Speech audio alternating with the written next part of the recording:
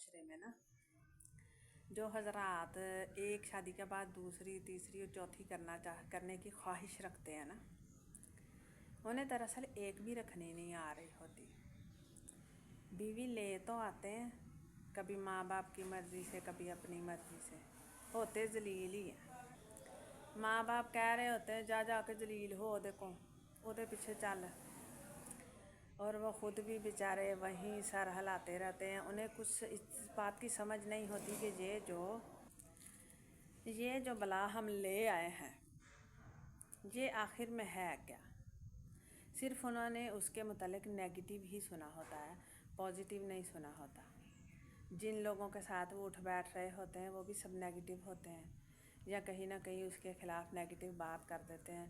वो सीधी यहाँ पे जाके हमारे दिमाग में बैठ जाती है, क्योंकि जहाँ जगह हमारे कम है, यहाँ जब तक आपके दिमाग खुला हुआ नहीं होगा, जगह ज़्यादा नहीं होगी, आप सोच नहीं पाएंगे कौन सी बात गलत है कौन सी सही है। वो चाहे बात आपकी बीवी के बारे में हो, बच्चों के बारे में हो, आपके माँ बाप के बारे में हो, आपके अपने बारे में हो।